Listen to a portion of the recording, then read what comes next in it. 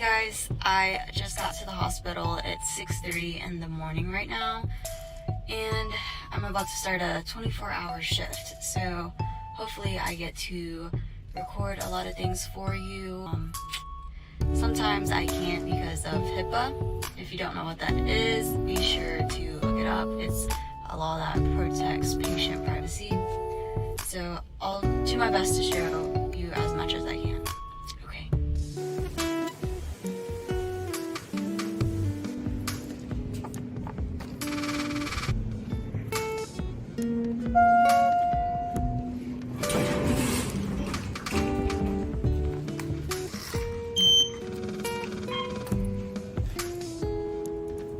We have to get our scrubs from the scrub machine. They have all different sizes. You just scan your badge and then out comes the scrubs.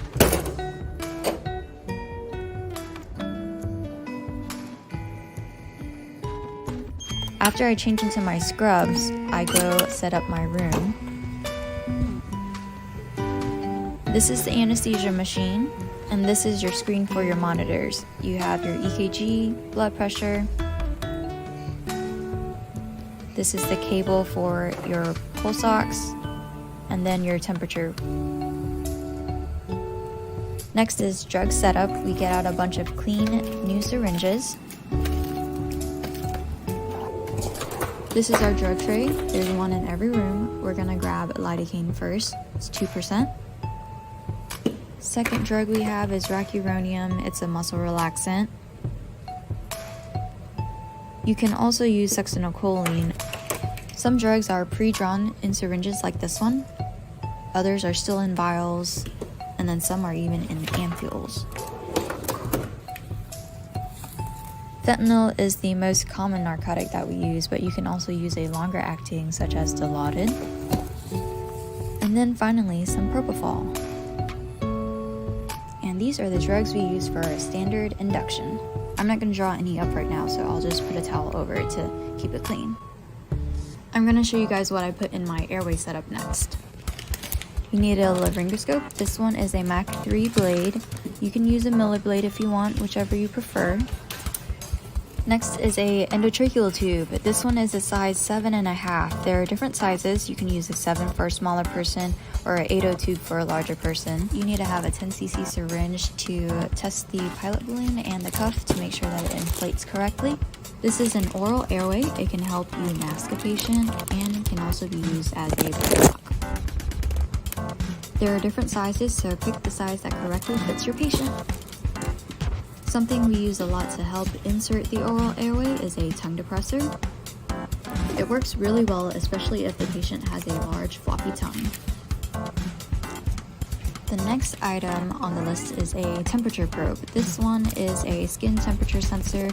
There is a nasal probe or esophageal probe. Use whatever one you want. This is pink tape that we use to secure the endotracheal tube. It's not really pink, it's like an orange color. At my hospital, we have pre-made eye tape used to tape down the eyelids to help prevent corneal abrasions. So some facilities might not have the eye tape, so they use this clear tape. I use this tape to go over the pink tape, and that ensures that my endotracheal tube is super secured. I'm just gonna fold this towel in half, and that is my airway setup. We always have to do a machine check every single day. Some are automated like this one, and it's touchscreen. You just press start, follow all the directions on the screen. Others are a lot older, so you have to do a manual machine check. After your room is all set up, we head to the pre-op area, and this is where all the patients are held prior to their surgery. Once you locate your patient, they will be probably laying in this stretcher right here. You go find the patient chart. These are some monitors the nurses will put on for you. Once you open the chart, you take a look at the patient's history. So you have, let's see, procedure, surgeon. You try and get your pre-op vitals. Those are very important to have. And then your patient's medical history, what they're allergic to, the type of anesthetic that you're planning on doing. There's a couple of different ones. What type of IV access are you going to need for the case? A lot of times the anesthesiologist assistant will do the IVs, so really get good at it because you're going to be doing it pretty much every day. You can make your own IV kit, or some places will have a pre-made IV kit. Once the IV is placed and it is time to bring the patient back, you just roll them on out and off you go. It's 7:30. I have to do a interventional radiology case. It's a TIPS procedure, transjugular intrahepatic portal systemic shunt to reduce portal hypertension.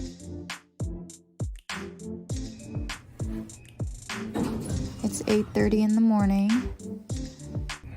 Gonna go eat something really quick and then come back to my interventional radiology case. It's really important to pack a lot of water and food.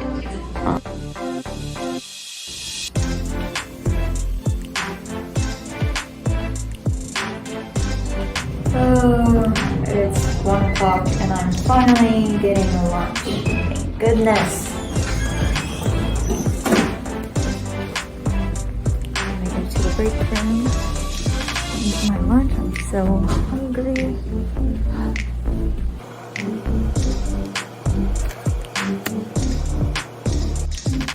This is what it looks like when you're the only one working on a Saturday.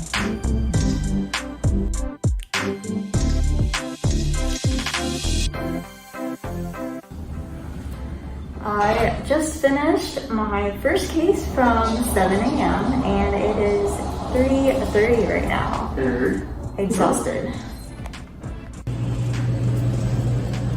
Gonna go return my drugs and then probably start a couple of more cases in the neuro IR suite. So we had to do a ICU transport, and we had respiratory come push the vent. I was pushing the IV pole because he had an A line and a central line, a whole bunch of drips running, and then we had the ICU nurse come down and help transport as well. So it was nice for him to come do that. A lot of times we'll just have an anesthesia tech help push us. So pharmacy was closed. Now I have to return my drugs in this safe. It's locked, so all the narcotics are out of people's reach. Instead of doing cases, my new assignment is the airway phone. So whenever this baby rings, it means that there's an airway in the hospital and that patient needs to be intubated, so you gotta go. Until then, I'm just gonna eat some grapes. Anesthesia alert, one airway. Anesthesia alert. This is the airway bag. It has pretty much everything you need to do an airway. And then over here is the bag of drugs that you need to induce a patient. Quick recap of the airway. This 46-year-old guy, respiratory distress due to COVID. The attending pushed the drugs and then I intubated. Airway 1 is complete. Time to grab some warm blankets from the heater.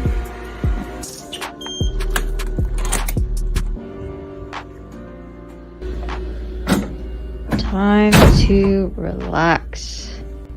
So I can talk a little bit about the airway if you're on airway duty and what that entails.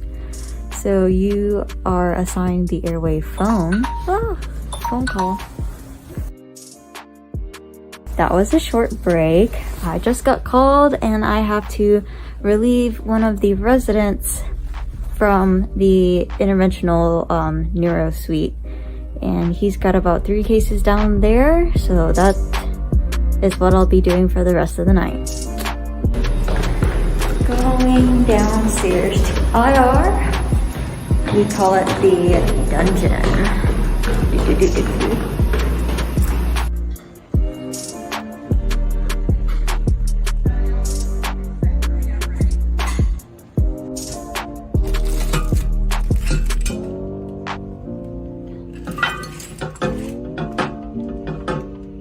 I just started a ABM, did A-line, intubated, And now I'm getting dinner break. It is 6 o'clock.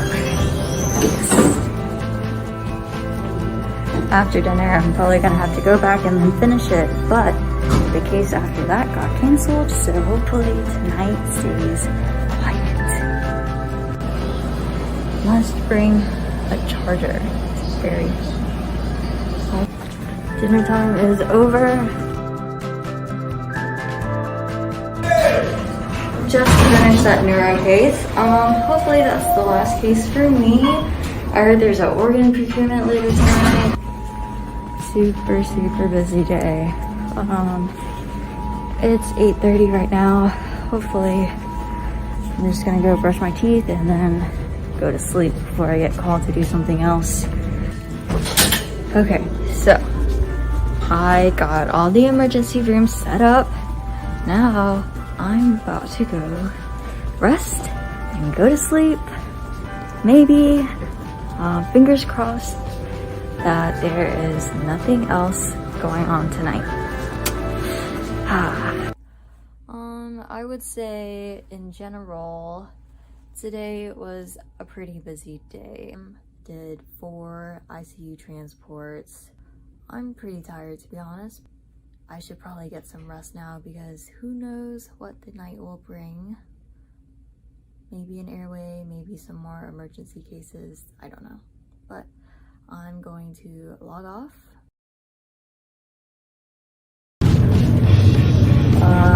Just did a code blue, intubated the guy.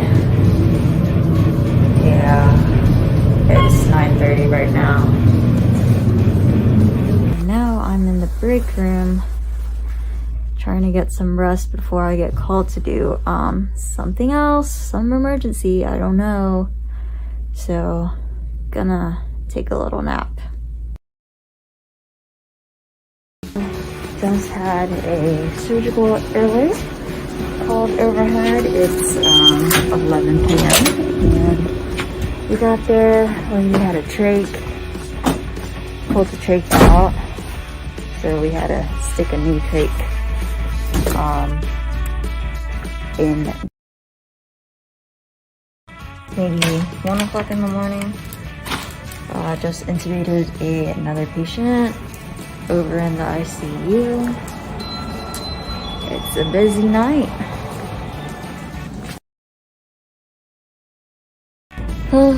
It's 3:48 a.m. I just did another airway. A lot of airways tonight. It's kind of crazy, but just finished it now. I am charting it, recording how much we gave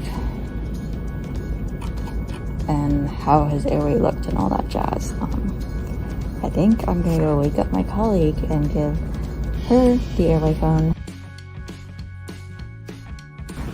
To be honest, I'm kind of just wide awake now. I don't even know if I can go back to sleep.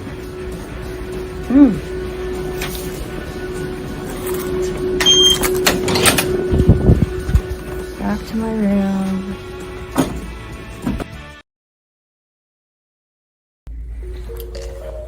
Good morning. It's 6:30 right now, and my colleague should be coming in to relieve me pretty soon. Their shift really starts at 7 o'clock, but they tend to come a little earlier to get those people out overnight. So I can't change out yet because, you know, there might be an airway at 6:45 and, you know, that means I'm still on the hook. So I'm just gonna sit here and wait. Oh, there's a code blue. I told you. I feel like I'm jinxing myself right now. We have to go to that. Just got back from the code. They were doing CPR on her and received ROSC. So then we had a chance to go in and intubate. Yeah, she pretty much aspirated as soon as I went in with the wide scope, but I got it successfully, and I don't know. home. Hopefully she doesn't pay. Finally. In my regular clothes, we're taking home. We'll talk about.